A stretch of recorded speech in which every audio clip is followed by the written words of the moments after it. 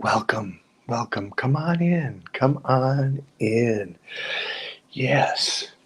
Join me today for the 60th Feeling Peace live stream. That's right. 60 mornings in a row. We get together and feel peace. Yeah. And today, this is extra special, extra special. I'm going to share Lady Gaga's deepest secrets. And you just might learn something about revering other people. Yeah, that's right. So today is Lady Gaga's birthday. And a few years back, she said something profound. Now, remember, this is a gal that's got millions of fans, boatloads of money, kind of an odd nose. Every time I see her, I'm drawn to her nose. I don't know why, but she's still got bunches of money, bunches of fans, lots of people listen to her music. But this is what she said when she was 26 years old. She said, "When I wake up in the morning, I feel just like any other 24-year-old girl." Guess who was 24? Yeah. Yeah. Boatloads of money. People revering her, wishing they could be her or have her talent. And Lady Gaga is saying when she wakes up, she feels like any other insecure 24-year-old girl. Our media does its best to somehow get us to think that we are less than perfect. It's the only way that they can sell us things. If we feel that we are somehow less than perfect, then we must have something to complete us. Does this make sense? No, of course not. It doesn't make sense, but it's exactly what we're doing. PepsiCo says, hey, if you don't have Doritos, if you don't have Pepsi, look at what you could have if you just ate Doritos and had Pepsi. Just look and see what you could be if you were as good as Lady Gaga. All the pictures, the film, everything is about making her somehow better than an insecure 24-year-old girl. It happens in our daily lives too. I used to work with this gal. She beautiful, absolutely beautiful. Rail thin, blonde hair, colored perfectly, every hair in place. She wore really expensive shoes and had very expensive handbags. And when I worked with her, I would intentionally walk a few paces behind her and I would watch the people as she entered the room. We would walk into a place, and yeah, guys are guys. They're gonna look okay. But what was fascinating was watching the women look at her, like somehow she had something that that they didn't have, and that she was somehow on a level more than what they were.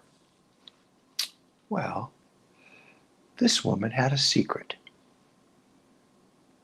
One day, through being careless, through not a conscious act, but through an act of carelessness, she found one of her children dead.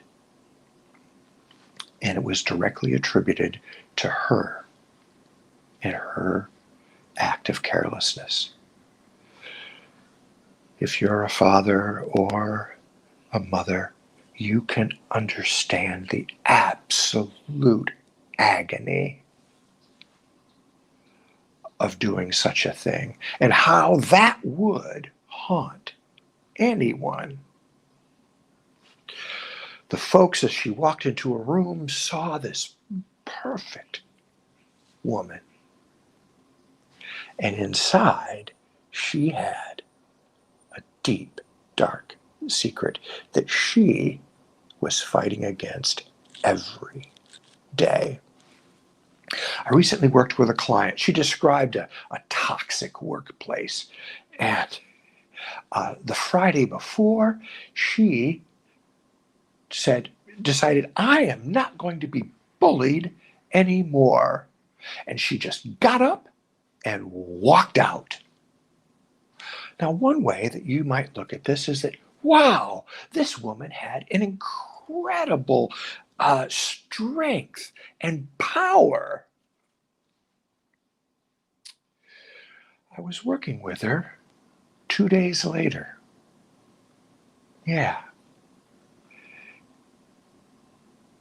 And she wasn't feeling like she had strength and power.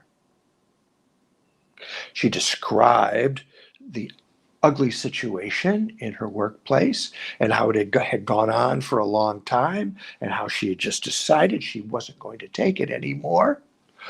And then I asked the question that I ask each of the people that I collaborate with. What is the thought, feeling, and behavior that you would like to change? She hemmed and hawed a bit. She went out and was blaming, the workplace, the bully, her boss. She had that story, but when she paused and had to decide on what thought, feeling, and behavior was in her control that she could change, you could have knocked me over with a feather when she said, I want to change the fact that I feel worthless. She had just done a courageous thing, and anyone who had heard her story would have said, wow, good job. And inside, she was feeling worthless and didn't want to feel that way anymore. Working with another client, she has aspirations to do counseling, but she said, I may be too broken. I may have to heal a lot more before I can help people. So in her mind, she was seeing broken on one side and then a line that somehow was more and more healed to a place where she might be healed enough to offer something to someone else. Well, I want to assure you that's not how it works. Everyone is an insecure 24-year-old, has done something that they are grappling with. Everyone is not on a line, but is a whole. And there are parts of us within this identity, this that we are. There are parts of us, some that serve us, and some that may not be serving us so well. And each of us has parts where we shine. I can't write, let alone draw, but there are people that have amazing art skills. I don't cook very well, but there are people that cook magnificent dishes and bake and create things in that way. Just because in their whole they have things that I do not have does not mean that I am any less. And it's the same with you just because someone may have a talent, a skill, or may be built up to look like more or better than we are, doesn't mean that they aren't fighting with other parts of themselves some very deep hurt. So how do we use this practically? One way is with our relationships with other people. We say, hey, this person is fighting a fight that I have no idea about. And another way is to notice our thoughts, feelings, and behaviors that say, I am less than that person up there. And just notice these things. And if they persist, get help from someone who can see it clearly and can guide you to a place where you're not battling these things anymore. And the place that we start is peace. Peace. The peace that is in, around, and throughout all. Doesn't have anything to do with time or space. It's just the peace that we feel when we pause and notice peace.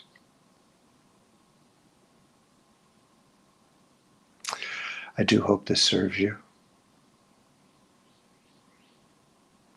And I will talk with you tomorrow.